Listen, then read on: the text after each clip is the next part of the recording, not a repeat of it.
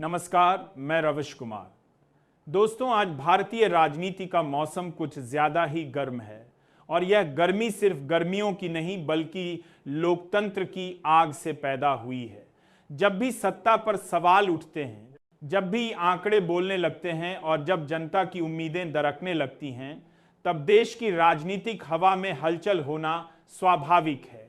आज हम जिस राजनीतिक भूचाल की बात करने वाले हैं वह केवल चुनावी लड़ाई या विपक्ष बनाम सरकार की कहानी नहीं है, बल्कि यह लोकतंत्र के मूलाधार पर उठ रहे सवालों की दास्तान है। राहुल गांधी ने जो हाइड्रोजन बम फोड़ा है वह सिर्फ प्रेस कॉन्फ्रेंस का मामला नहीं है, यह सीधी चुनौती है प्रधानमंत्री नरेंद्र मोदी की कुर्सी और मोदी सरकार की नीतियों के खिलाफ।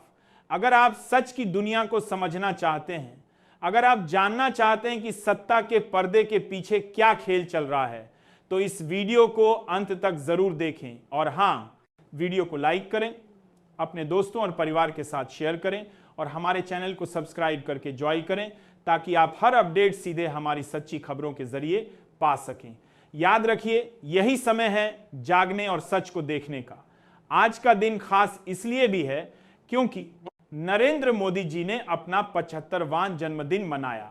जन्मदिन पर शुभकामनाओं की झड़ी सोशल मीडिया से लेकर टीवी स्क्रीन तक बंधी हुई है, लेकिन इसके साथ ही पुराने वादों और पुराने नियमों की यादें भी ताजा हो गई हैं। बीजेपी ने हमेशा कहा था कि 75 की उम्र के बाद नेता मार्गदर्शक मंडल में जाएंगे। लालकृष्ण आडवाणी गए, मुरली मनोहर जोशी गए, लेकिन जब बात खुद मोदी जी की हुई तो नियम अचानक बदल गया। सवाल उठता है कि यह नियम सिर्फ दूसरों के लिए था या फिर खुद प्रधानमंत्री पर लागू नहीं होता। यही सवाल अब पूरे देश में गूंज रहा है और यही सवाल जनता के दिल में डर और असंतोष दोनों पैदा कर रहा है। राहुल गांधी की 17 सितंबर की प्रेस कॉन्फ्रेंस को कांग्रेस का हाइड्रोजन बम कहा जा रहा है। यह बम सीधे मोदी जी के संसदीय क्षेत्र वाराणसी और उनकी सांसद पद की सुरक्षा को चुनौती दे रहा है। चुनाव आयोग के आंकड़े जो आमतौर पर नीरस और स्थिर दिखाई देते हैं, इस बार तहलका मचा रहे हैं। वाराणसी मोदी जी का गढ़, जहां जीत के दावे हमेशा विशाल होते थे, इस बार अंतर केवल 1.5 लाख वोट का रहा। चुनाव से पहले कहा गया था कि मोदी जी 10 लाख वोट के अंतर से जीतेंगे, लेकिन असलियत सामने आई तो फर्क बेहद कम दिखा। सूत्र बताते हैं कि अगर कोई गड़बड़ी नहीं होती तो हार तय थी।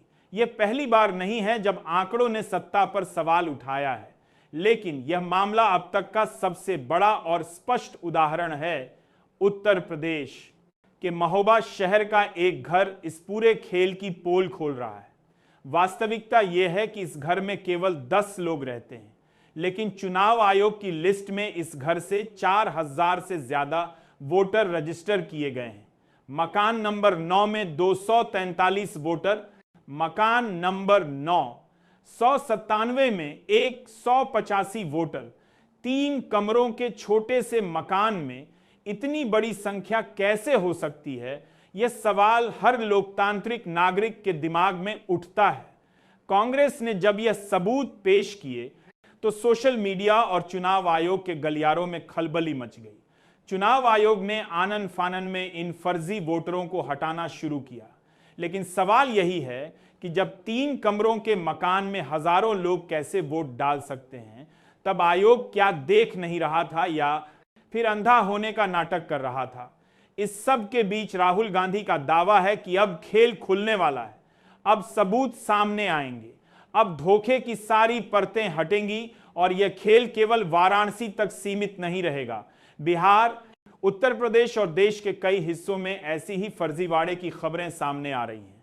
सुप्रीम कोर्ट भी चेतावनी दे चुका है कि अगर यह खामियां जारी रही तो पूरी चुनाव प्रक्रिया को चुनौती का सामना करना पड़ेगा।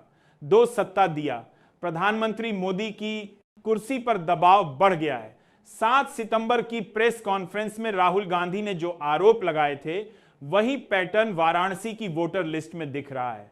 17 सितंबर को जब वह अपना हाइड्रोजन बम फोड़ेंगे, तब कुर्सी की रक्षा मुश्किल होगी और यह सिर्फ संसदीय पद का सवाल नहीं है, यह सीधे लोकतंत्र की नींव पर उठ रहे सवाल का मामला है। मोदी सरकार ने पिछले वर्षों में अपने विरोधियों को दबाने के लिए कई तरीके अपनाए। आडवाणी और मुरली मनोहर जोशी जैसे दिग्गज नेताओं को किनारे किया गया। राम मंदिर उद्घाटन के समय इन्हें न्योता दिया गया, लेकिन कहा गया कि आप मत आइए। इससे साफ है कि सत्ता की राह में किसी भी नियम या नैतिकता को लागू करने की जरूरत नहीं समझी गई, और अब वही नीति मोदी जी की कुर्सी पर वापस लटकी हुई दिख रही है। इस पूरे खेल में अमित शाह की भूमिका भी महत्वपूर्ण है।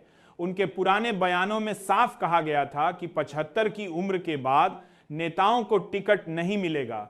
अब जब वही नियम मोदी जी पर लागू होता है तो सवाल उठता है, क्या नियम सबके लिए बराबर हैं या सिर्फ कुछ लोगों के लिए? सत्ता की इस मनमानी ने लोकतंत्र की मर्यादा पर सवाल खड़ा कर दिया है। युवा वर्ग और सोशल मीडिया पर भी गुस्सा दिखाई दे रहा है। नरेंद्र मोदी का जन्मदिन सोशल मीडिया पर राष्ट्रीय बेरोजगार दिवस के रूप में ट्रेंड कर रहा है।